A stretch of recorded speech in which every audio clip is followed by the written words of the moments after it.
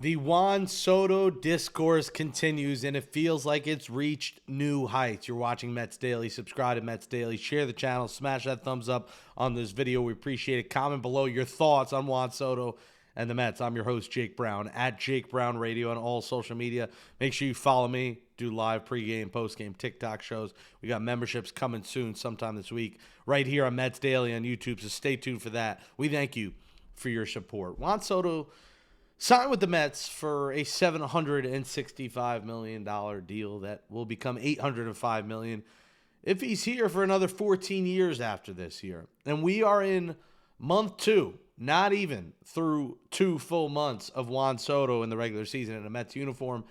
And the drama has hit the back pages and it's hit the haywire. And I'm sick and tired of it. Now, I'll say this. 1, I am not terribly worried about Juan Soto's statistics at the moment.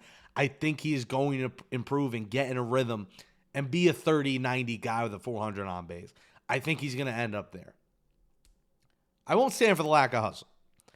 And I'm positive about this team. I'm not concerned about this team. I think, this team's in a little bit of a rough patch, losing in the past week, but these things happen. You have to battle adversity. You go through losing streaks. It wasn't going to be all roses from April. That's why you were excited about April, because you knew times like this would come. It's inevitable. And I think people think everything's roses all year. If you watch the Mets every year, it's not roses all year, even with how good this team is. So I'm not terribly worried about the team. I'm not terribly worried about Juan Soto. But I can't see this lack of hustle. And something has to be going on behind the scenes here, because something is up. And it's unfortunate, because we want to talk about the Mets winning. We want to talk about this team playing pretty good baseball. Well, they're not playing great baseball, 1. They're not in first place, and we'll talk about that in a second. So we can't say that. But all we keep talking about is Soto this, Soto that. Well, hustling to me is something that you can go 0 for 24. If there was one of those times where you didn't run out of the box, I'm going to be pissed off.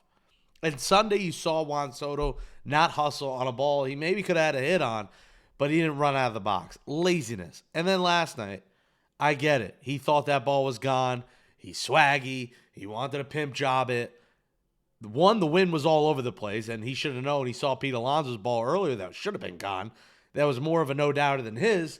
That didn't go. And he knows there's a green monster there. So for him to watch it when he knows there's a decent chance that might not get out, even if he knows he got a hold of it, is dumb. Because now he knows the microscope is on him. It's been on him. And it's not something he's not aware of, but now it's more than ever, because the night before, he knows he didn't hustle. And then after the game, to say you did nothing wrong and that you hustled, and then your manager have to say, yeah, we have to talk to him about not getting out of the box there, you already got contradicting messages on the back covers of the newspaper, and now it's a story. And something that I didn't want to be a story, that we hoped was not going to be a story, is now a headline story. And it's only May 20th. This is year 1 of 15. This is not something we should be talking about for a long time. Now, you let it slide. It's early on. But remember a couple weeks ago when I talked about it, he didn't hustle on what would have been a hit in Miami. He didn't hustle out of the box, or he wouldn't have been double play. I forget the exact situation. But same exact thing. All right, happens once. Sunday, happens again. Monday, 3 strikes, you're out. It's time to talk. I don't care what you're getting paid at this point. This is the big leagues. And if you're taking advantage of being in the big leagues because you have a contract that pays you for the rest of your life, that's not going to fly. This is New York City. We work hard. We're the most expensive city on the planet, and people struggle to pay their bills. People struggle to live there every day. I'm someone trying to move back there and fighting for my ass to try and get back there because it's so goddamn expensive.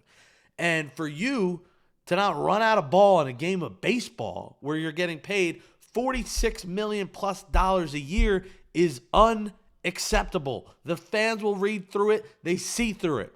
I don't care about the discourse of the private jets, which weren't true, or the discourse of Michael Kay saying whatever he said, that he wanted to be a Yankee and his family wanted to be a Met.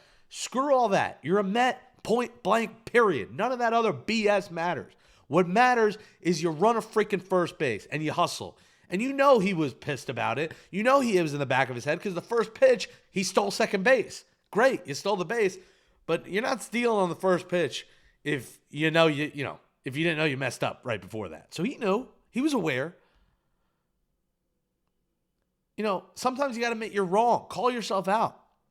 The good thing, Pete Alonso Sunday, he blamed the game on him for that error, and he made another error Monday. I mean, that's another story. We talked about that in yesterday's show. I'm not going to rip Pete again here today, but Soto's getting ripped today. Run out of the box. Enough of this BS. You're too above everything. That won't fly here. That won't fly in Queens. I don't think you should get booed, but there's going to be a day you get booed if that keeps happening. And I get it. You thought it was a homer, but lesson learned, brother. Time to run. Don't take advantage of this team, of this fan base, of that contract, of this ownership for investing in you because you're now set for life. Because people will read through that BS like the back of your hand. So it's something I hate talking about. I hate that this is now a topic. I'm not worried about the Mets. I'm not even worried about Soto. But effort is something that pisses me the hell off. As someone who's had to work 5, 6 jobs, 70-hour weeks just to make 50 or 60 grand. You make that in a bat. So buckle up. Put some effort in. And the bat's going to get there. The home runs, the stats will get there. And if there's something going on behind the scenes, you know what? That still shouldn't affect your effort. Mentally, if there's something out there, running to first base, there's nothing you can do. You're out there, you're in the lineup. If there's something wrong, you talk to the manager about that, and maybe you don't play that night. But no one's going to stand for anything less than a strong effort. That's why New York, we love these Knicks. High effort, the grit, team playing hard, battling through injuries. That's why New York is behind this Knicks team and why we went nuts outside Madison Square Garden Friday. And we're trying to go nuts in October in Queens and get a trip down the Canyon of Heroes. So put some goddamn effort in. And last night, the Mets lose. Kodai Senga, he did enough for them to win. The offense, once again, was not there as the Phillies have taken over first place, 29-18, over the Mets at 29-19. Again, listen, this team is 10 games over 500. Now, we can't say it's okay, we're still in first place anymore for now, as the Phillies are up half a game. But this team is still in position to be a playoff team. It's still incredibly early. There's zero reason to panic about this Mets team. They're in a dry spell. They'll get it going. But the Phillies are right there. And we know the Braves are on the come up as well. And they're going to get Acuna back soon. They'll get Profar back in the second half of the season after he serves his suspension. But the Phillies are right there on the next Mets tail, and they're ahead of the Mets right now. And the Phillies are playing very good baseball. Now, I thought they would be in the running. I'm a little surprised how good they've been right now. I thought their pitching was not good enough. I still think their pitching is a concern, but they're hitting, and they're pitching good enough to win baseball games. So, unfortunate, we can't say, oh, it's okay, we're in first place. That line is out the window right now. Now you just got to worry about winning baseball games. It's time to win games. And the Mets losing a couple series here. Got to get back on the winning track. Walker Buehler versus Clay Holmes tonight at Fenway Park. Mets got to get that W. Because you got Garrett Crochet to face tomorrow. So this is a chance to lose this series, and then the Dodgers come to Citi Field. And, you don't want a team that's 10 games over by the end of the month where they got their season going after being 11 under. You don't want a team 10 games over to enter the month of June around 500. Because then it could get ugly in Queens. And Soto, will be watched with a microscope that's even more than it is right now. Part of their losing issues is the running scoring position. Again, 1 for 8 on Monday. This team continues to struggle, and I think they're at a point they're questioning their approach right here. They're questioning, hey, are we doing it right? If things continue, it's definitely something where we're gonna be a little bit more stern. This is a real thing, and we need to start changing some things, as the Mets may have a more stern approach about running scoring position as their woes continue. That coming from Eric Chavez, who spoke with Will Salmon, Tim Britton of The Athletic. Small ball wins games sometimes, and the Mets are not doing that. If they're second and third, 1 out, and I know people laugh, oh, Jake, you love the bunt, whatever.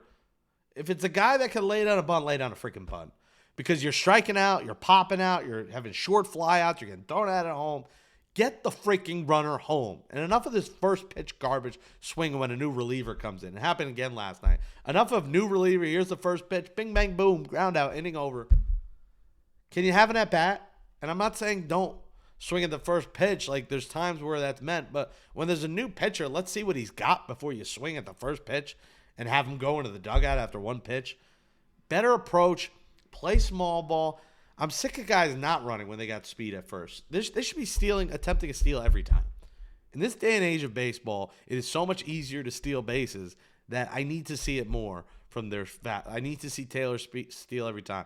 I need to see Nimmo attempt steals more often. I need Acuna at second every time he's at first. And these hitters have to let these guys run and lay down some bunts, for God's sake. It's not going to kill you. I don't care that you have a better chance at hitting than lay down a bunt and you're losing an out. No. You're losing outs anyway because you're striking out every time with a runner at third and less than 2 outs. So a bunt ain't going to hurt. I'm Jake Brown. This is Mets Daily. Subscribe. Smash that thumbs up. Let us know in the comments below. Are you concerned about the Mets? Are you concerned about Juan Soto? Let me know and follow me at Jake Brown Radio. Mets got to beat the Red Sox tonight. We'll talk to you tomorrow right here on Mets Daily, everybody. Thanks for watching.